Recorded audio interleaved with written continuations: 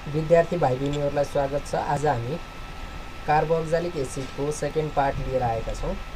यो कार्बोक्जालिक एसिडको सेकेन्ड पार्टमा हामीले के कुराहरू पढ्छौँ। हामीले फर्स्ट पार्टमा धेरै कुराहरू अलरेडी पढिसकेका छौँ। सेकेन्ड पार्टमा हामी के कुराहरू पढ्छौँ भन्ने कुराहरू कन्टेन्ट यहाँनिर हेर्न गइरहेका छौँ, जसमा कार्बोक्जालिक एसिडको फिजिकल प्रोपर्टिजहरू अनि कार्बोक्जालिक एसिडको केमिकल प्रोपर्टिजहरू र कार्बोक्जालिक एसिडका दुईवटा मेम्बरहरू फर्मिक एसिड र एसिटिक एसिडका युजेसहरूको बारेमा हामी यो च्याप्टरमा आज पढ्नेछौँ। अब हामी कार्बोक्जालिक एसिडका फिजिकल प्रोपर्टिजहरूमा के पढ्नुपर्छ भन्ने कुराहरू हेरौँ। यहाँनिर फिजिकल प्रोपर्टिजमा स्टेटको बारेमा, यिनीहरूको अवस्थाहरूको बारेमा, सोलिड, लिक्विड, ग्यास कुन स्टेटमा हुन्छन् भन्ने कुराहरूको बारेमा, अर्डर, यिनीहरूको गन्ध कस्तो हुन्छ, गन्धहीन, यिनीहरूको मेम्बरमा कस्तो किसिमको चाहिँ स्मेलहरू हुन्छ, गन्धहरू हुन्छ भन्ने बारेमा हामी यहाँनिर पढ्छौँ। जस्तै फर्स्टमा भनेको छ अर्डर, फर्स्टमा भनेको छ state, lower member of carboxylic acids up to carbon सङ्ख्या 10। यहाँनिर भनेको छ कार्बोक्जालिक एसिडहरूमा जसको कार्बन सङ्ख्या 10 छ तिनीहरू चाहिँ कलरलेस लिक्विडहरू हुन्छन्, while the higher members are waxy solid. र त्यहाँभन्दा माथिल्ला मेम्बरहरू, कार्बन सङ्ख्या 10 भन्दा माथि भएका मेम्बरहरू मैन जस्तो सोलिड अवस्थामा चाहिँ हुन्छन् भनेर भनेको छ। यो स्टेट अवस्था सोलिड, लिक्विड, ग्यास मध्ये लोअर मेम्बरहरू प्राय लिक्विड स्टेटमा र कार्बन सङ्ख्या 10 भन्दा माथि भएका हायर मेम्बरहरू यिनीहरू चाहिँ वाक्सी सोलिड टाइपका हुन्छन् भनेर भनेको छ। अब कार्बोक्जालिक एसिडको फिजिकल प्रोपर्टीमा अर्डर कस्तो हुन्छ भन्ने कुरा गरौँ। फर्स्ट थ्री मेम्बरहरूको कार्बन सङ्ख्या 1, कार्बन सङ्ख्या 2 र कार्बन सङ्ख्या 3 भएका कार्बोक्जालिक एसिडहरूको गन्ध अथवा अर्डर सार्प पन्जेन्ट एकदमै टाढासम्म तिखो टाइपको हुन्छ भने अदर त्यहाँभन्दा 10 भन्दा माथिका यिनीहरूको अनप्लेजेन्ट स्मेल, एकदमै नराम्रो, अप्रिय, नराम्रो किसिमको गन्ध हुन्छ भने यो अप टु भनेको छ 10 सम्मका भनेको छ। त्यहाँभन्दा माथि व्हाइल हायर मेम्बर्स अर्डरलेस, तिनीहरूभन्दा माथिका मेम्बरहरूमा कार्बन सङ्ख्या 10 भन्दा माथि भएका मेम्बर्सहरूको चाहिँ यिनीहरूको गन्ध चाहिँ हुँदैन भनेर चाहिँ भनेको छ। यी भए कार्बोक्जालिक एसिडका फिजिकल प्रोपर्टिजहरूमा स्टेट, यिनीहरूको अवस्था जसमा चाहिँ लोअर मेम्बरहरू, यिनीहरूको कार्बन सङ्ख्या 10 सम्म भएका लोअर मेम्बरहरू लिक्विड स्टेटमा हुन्छन् भने कार्बन सङ्ख्या 10 भन्दा बढी भएका कार्बोक्जालिक एसिडहरू वाक्सी सोलिडहरू, मतलब मैन जस्तो सोलिड हुन्छन् भन्ने कुरा भन्यो भने यहाँनिर अर्डरमा चाहिँ फर्स्ट थ्री मेम्बर, कार्बन सङ्ख्या 1, 2, 3 भएका फर्स्ट थ्री मेम्बरहरू चाहिँ एकदमै सार्प पन्जेन्ट स्मेल भएका हुन्छन् भने कार्बन सङ्ख्या 10 सम्म भएका अप टु 10 को अर्थ हो कार्बन सङ्ख्या 10 सम्म भएका अनप्लेजेन्ट स्मेल हुन्छ। साथसाथै त्योभन्दा माथि र व्हाइल हायर मेम्बर्स, जहाँनिर कार्बनको सङ्ख्या 10 भन्दा माथि भएका एकदम हायर मेम्बर्सहरू चाहिँ अर्डरलेस अथवा गन्धहीन हुन्छन् भनेर भनेको छ। अब हामी अरू फिजिकल प्रोपर्टिजहरूतिर जान्छौँ। अब फिजिकल प्रोपर्टीमा सोलिबिलिटी भनेको छ। सोलिबिलिटीको अर्थ यिनीहरूको घोल्ने मात्रा भन्ने बुझौँ हामीले। यिनीहरू कस्तो ठाउँमा घुलनशील हुन्छन् र कस्तो ठाउँमा अघुलनशील हुन्छन् भन्ने कुराहरू गरेको छ। यहाँनिर first 3-4 members are completely soluble in water. Carbon सङ्ख्या 4 सम्म भएका यिनीहरूका फर्स्टका कार्बोक्जालिक एसिडहरू, सुरुका कार्बोक्जालिक एसिडहरू 4वटासम्म, फर्स्ट 4 भनेको छ, जसमा कार्बन सङ्ख्या 1, कार्बन सङ्ख्या 2, कार्बन सङ्ख्या 3 र कार्बन सङ्ख्या 4 भएका कार्बोक्जालिक एसिडहरू पानीमा कम्प्लिटली सोलुबल भनेको पूर्ण रूपमा घुलनशील हुन्छन् भने कारण के हो त भन्दा due to the intermolecular hydrogen bond, यिनीहरूमा भएको इन्टरमोलिकुलर हाइड्रोजन बन्डको कारणले गर्दा यिनीहरू चाहिँ वाटरमा एकदमै कम्प्लिटली सोलुबल हुन्छन् भने। अब बाँकी रहेको छ एसिडिक क्यारेक्टर। कार्बोक्जालिक एसिडको एसिडिक क्यारेक्टरमा यहाँनिर मैले भनेको छु carboxylic acid are weak acid. Carboxylic acid एक प्रकारको विक एसिड हो। They partially dissociated into the H+ cation and RCOO भनेको छ, यो एनायोन भएको छ। आरको अर्थ हो, मैले अघिल्लो क्लासहरूमा पनि भनिसकेको छु, आरको अर्थ हो अल्केनहरू। यो क्याटायोन H+ क्याटायोन र RCOO- एनायोनमा चाहिँ चेन्ज हुन्छन्। इन न्युट्रल एक्वायस सल्भेन्ट भनेको छ जस्तै पानीहरूमा पानीहरूमा राख्दा H+ आयोन र RCOO आयोनमा डिजल्भ हुन्छन्, तर एकदमै कम मात्रामा चाहिँ डिसोसिएट अथवा टुक्रिन्छन् भनेको छ। डिसोसिएटको अर्थ टुक्रिनु हो, एकदमै कम मात्रामा टुक्रिन्छन्। किनभने हामी यहाँनिर बुझ्न सक्छौँ यिनीहरू विक एसिडहरू हुन्। विक एसिड भएकै कारणले गर्दा यिनीहरू एकदमै कम मात्रामा चाहिँ पार्सियल्ली भनेको छ, पार्सियल्ली भनेको केही भाग मात्रै डिसोसिएट हुन्छन्। अब फिजिकल प्रोपर्टिज पछि हामी केमिकल प्रोपर्टिजतिर जाउँ। केमिकल प्रोपर्टीमा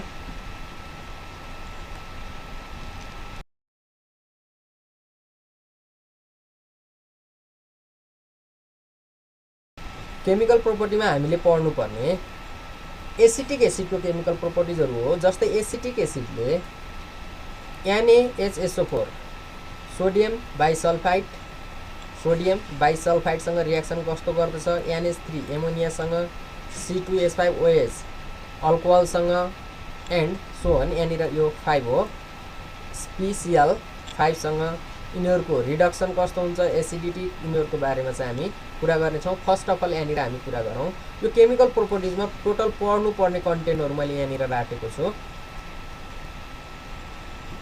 अब कार्बोक्जालिक एसिड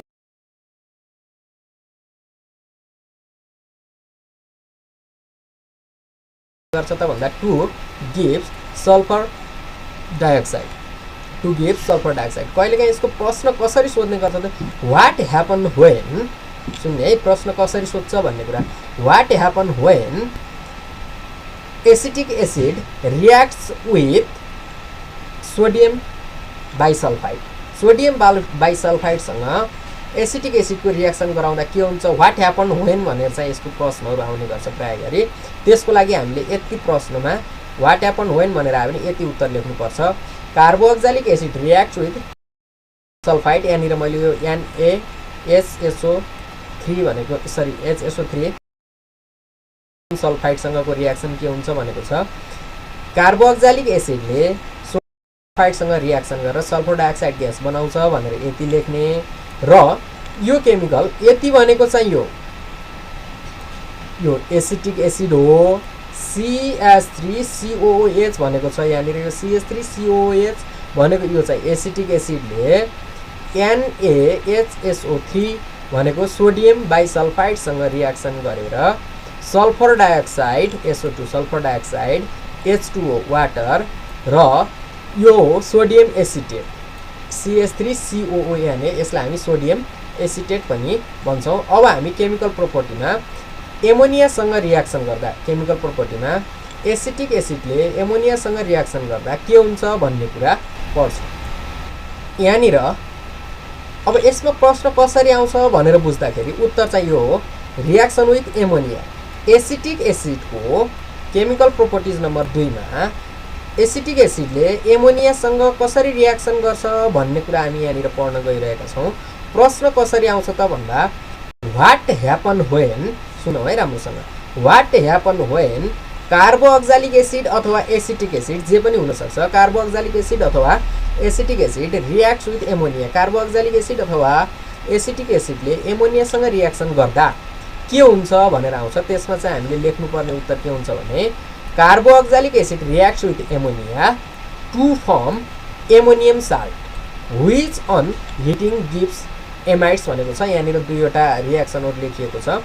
यो CH3COOH एसिटिक एसिडलाई एमोनियासँग रियाक्सन गराउँदा NH3 एमोनियासँग रियाक्सन गराउँदा सुरुमा यो चाहिँ एमोनियम साल्ट बन्न आउँछ। यो चाहिँ एमोनियम साल्ट हो। यो एमोनियम साल्ट पछि यो एमोनियम साल्टलाई फर्दर हामीले यदि हिट गर्यौँ ततायौँ भने एमाइड्स बन्छ भनेको छ। यो चाहिँ एमाइड्स हो। हामीले इक्जाममा आयो भने what happen when carboxylic acid reacts with ammonia भन्यो भने यति मात्रै लेखे पनि पुग्छ, यतिसम्म मात्रै लेखे पनि पुग्छ। यहाँनिर यो CH3COOH हो, हामीले यो चाहिँ अनहिटिङवाला नलेखे पनि हुन्छ यहाँभन्दा पछाडि। यदि what happen when ammonia is heated with carboxylic acid अथवा what happen when acetic acid heated with ammonia भन्यो भने यो चाहिँ पुरै स्टेटमेन्टहरूलाई लेख्नुपर्छ। प्रश्न कसरी आएको छ भन्ने कुरा चाहिँ अलिकति बुझ्नुपर्छ। अब केमिकल प्रोपर्टी नम्बर 3 मा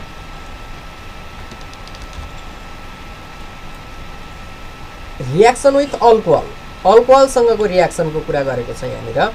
एसिटिक एसिडले केले त एसिटिक एसिडले अथवा CH3COOH ले यहाँनिर है CH3COOH एसिटिक एसिडले अल्कोहल अथवा यो इथानोलसँग, हामीले विशेष गरी इथानोलसँगको कुरा गरिरहेका छौँ, इथानोलसँग रियाक्सन गर्दा के हुन्छ भनेर भनेको छ स्टेरिफिकेसन। यसमा दुईवटा प्रश्नहरू लुकेको छ, दुईवटा प्रश्नहरूको उत्तर हामीले यहीँबाट दिन सक्छौँ। जस्तै carboxylic acid is heated with alcohol.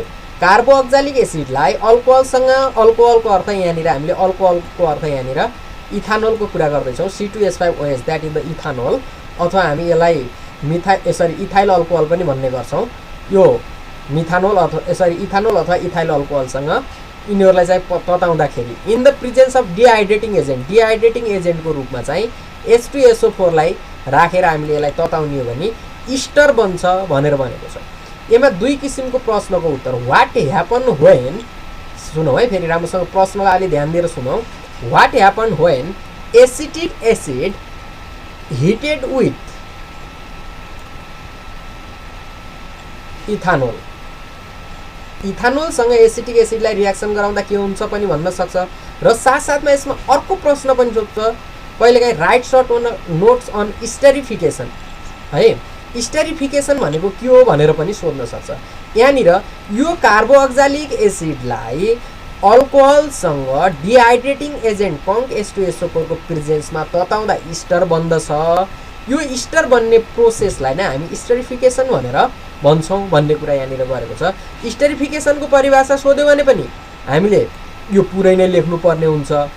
Short note लेखौँ, स्टेरिफिकेसनमा सर्ट नोट लेख भन्यो भने यो पुरै लेख्नुपर्ने।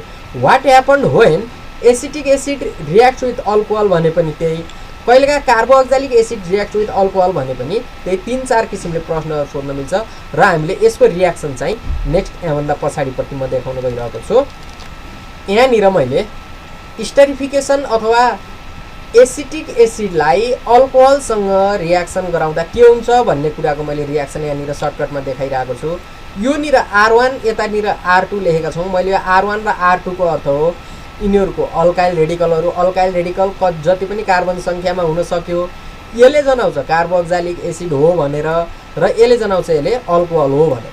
यसरी यो पुरै कार्बोअक्जालिक एसिडलाई अल्कोहलसँग रियाक्सन गराउँदा के बन्छ त भन्दाखेरि यसरी यतातिर R1 अथवा यो R1 चाहिँ, यो R1 कहाँबाट आएको त भन्दा कार्बोअक्जालिक एसिडबाट, र यो R2 चाहिँ यो अल्कोहलबाट आएको, र बाँकी यो जो छ यो कार्बनसँग अक्सिजनको डबल बन्ड र अक्सिजनको सिङ्गल बन्ड जो छ यो इथरको फङ्सनल ग्रुप।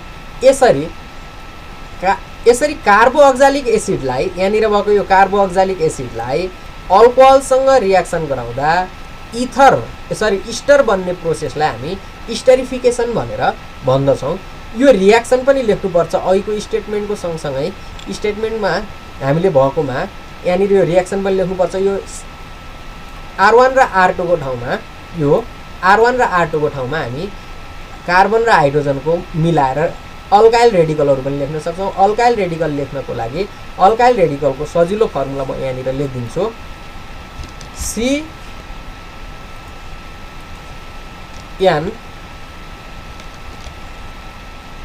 र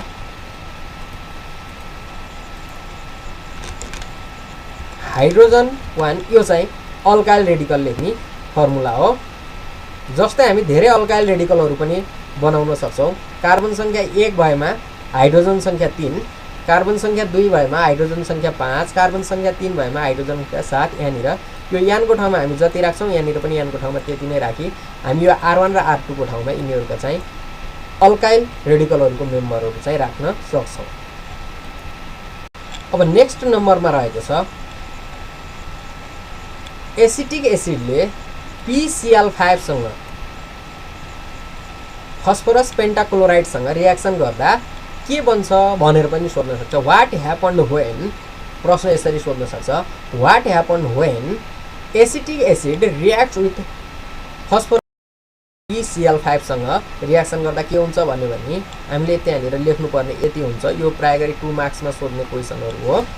acetic acid react with phosphorus pentachloride to gives ethanoyl chloride. Ethanoyl chloride दिन्छ भनेको छ। यहाँनिर CH3 यो COOH यो अल्कोहल भयो जसले PCl5 फस्फरस पेन्टाक्लोराइडसँग रियाक्सन गर्दाखेरि यो बनेको जो छ हामीले यो OH हाइड्रोक्साइल ग्रुपको ठाउँमा क्लोराइड ग्रुप आयो भने यसलाई हामीले इथानोइल क्लोराइड भनेर भनेका छौँ। इथानोइलको अर्थ कार्बन संख्या 2 यो अक्सिजन भयो इथानोइल भयो, यहाँनिर क्लोरिन भयो भने इथानोइल क्लोराइड भयो।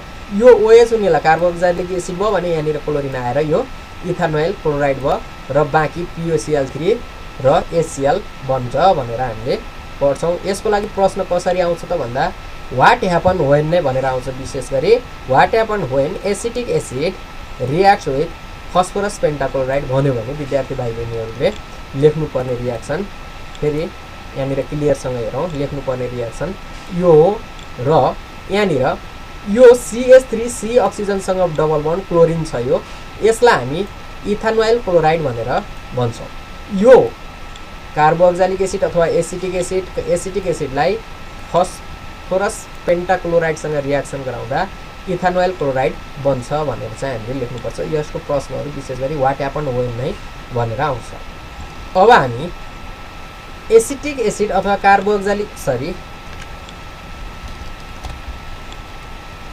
कार्बोक्सिलिक एसिडको रिडक्सन प्रोपर्टिजको बारेमा कुरा गर्छौँ। रिडक्सनको अर्थ अक्सिडेसन र रिडक्सन। यदि अक्सिडेसन र रिडक्सनको बारेमा थप जानकारी छैन भने विद्यार्थी भाइ बहिनीहरूले तल डिस्क्रिप्सनमा लिङ्क रहेको छ न गएर अथवा च्यानलमा गएर पनि विद्यार्थी भाइ बहिनीहरूले पुरै 1 घण्टाको त्यहाँनिर भिडियो छ त्यसबाट पनि हेर्न सक्छन्। यो रिडक्सन भनेको के हो, अक्सिडेसन भनेको के हो र रिडक्सनमा के हुन्छ अक्सिडेसनमा के हुन्छ भन्ने कुरा मैले डिटेल त्यहाँनिर भनिसकेको छु। यहाँ पनि म अलिकति थोरै बताइदिनेछु। यसरी एसिटिक एसिडलाई यो हाइड्रोजन आयोडाइड एक प्रकारको एसिड हाइड्रोजन आयोडाइडसँग रेड फस्फरसको प्रेजेन्समा हामीले रियाक्सन गराउँदाखेरि यो कार्बोक्सिलिक एसिड यसरी इथेनमा चेन्ज हुन्छ।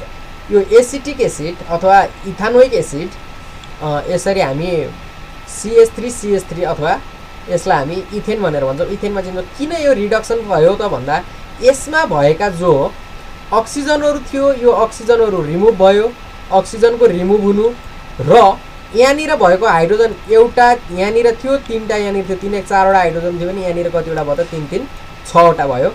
यसरी कार्बनको संख्या कार्बनमा हाइड्रोजनहरूको संख्या एडिसन भयो र अक्सिजनको संख्या चाहिँ रिडक्सन भयो अथवा घट्यो। यसरी अक्सिजन रिमुभ हुनु र हाइड्रोजन एड हुनुलाई हामी रिडक्सन भनेर भन्छौँ। त्यसको बारेमा थप डिटेल बुझ्नको लागि विद्यार्थी भाइ बहिनीहरूले अघिल्लो भिडियो अक्सिडेसन र रिडक्सनको भिडियोमा गएर राम्रोसँग हेर्न सकिन्छ। यसपछि हामी कार्बोक्सिलिक एसिड अथवा एसिटिक एसिड र फर्मिक एसिडका युजेजहरू के छन् भन्ने कुराहरू सरसर्ती कुरा गर्छौँ र आजको क्लास अन्त्य हुन्छ। फर्स्ट अफ अल हामी एसिटिक एसिड र फर्मिक एसिडका युजेजहरू के छन् यहाँनिर हेर्न सकिन्छ। फर्मिक एसिडका युजेजहरूमा in medicine as remedy for gout विभिन्न किसिमका हामी हाम्रो भाषामा भन्दा हातखुट्टाहरू गाँठागुठीहरू दुख्ने रोगहरू भन्छौँ तिनीहरूको लागि उपचार गर्नको लागि हामी प्रयोग गर्दछौँ। साथै रबर र लेदरहरूको इन्डस्ट्रिजहरूमा पनि एजेन्टको रूपमा पनि यसलाई हामी युज गर्न सक्छौँ। विभिन्न किसिमका फलफुलहरूलाई बचाउनको लागि एन्टिसेप्टिकको रूपमा र कार्बन मोनोअक्साइडको यहाँनिर सरसर्ती कार्बन मोनोअक्साइडको ल्याब प्रिपारेसनको लागि पनि हामीले यसको युज गर्छौँ। यहाँनिर विद्यार्थी भाइ बहिनीहरूले फर्मिक एसिडका 1 2 3 4 5 वटा युजेजहरूलाई सरसर्ती कण्ठ गर्दा पनि हुन्छ, नभए 2 3टा मात्रै याद गर्दा पनि हुन्छ। अब बाँकी एसिटिक एसिडका प्रोपर्टिजहरू यहाँनिर हेरौँ। For the manufacture of acetates ester acetone vinegar perfume plastic विभिन्न किसिमका प्रोडक्टहरू जस्तै यहाँनिर दिएका प्रोडक्टहरू एसिटेटहरू बनाउनको लागि इस्टरहरू बनाउनको लागि एसिटोनहरू बनाउनको लागि भेनेगारहरू बनाउनको लागि परफ्युमहरू बनाउनको लागि प्लास्टिकहरू बनाउनको लागि हामीले एसिटिक एसिडको चाहिँ युज गर्न सक्छौँ। For curing meat and fish, माछा मासुहरूलाई यिनीहरूलाई सुरक्षित राख्नको लागि, बिग्रिन नदिनको लागि पनि हामीले युज गर्न सक्छौँ। मेडिसिनको लागि रूपमा पनि हामीले लोकल इरिटेन्टको मेडिसिनको रूपमा पनि यसलाई युज गर्न सक्छौँ र विभिन्न किसिमका रियाक्सनहरूमा यसलाई हामी अक्सिडाइजिङ एजेन्टको रूपमा पनि एसिटिक एसिडलाई चाहिँ युज गर्छौँ। फर्दर यसरी हामीले सबै यो एसिटिक एसिड आजको क्लासमा विशेष गरी कार्बोक्जालिक एसिडका फिजिकल प्रोपर्टिजहरू, कार्बोक्जालिक एसिडका केमिकल प्रोपर्टिजहरू र कार्बोक्जालिक एसिडका दुईवटा मेम्बरहरू फर्मिक एसिड र एसिटिक एसिडका युजेजहरूको बारेमा हामीले सरसर्ती अलिअलि ज्ञान लियौँ। आजको लागि कक्षा यति नै। आउँदो कक्षामा फेरि यस्तै नयाँ विषयमा हामी एउटा विषयमा लिएर भिडियो लिएर आउनेछौँ। फेरि हेर्दै गर्नुहोला। Thanks for watching, keep watching.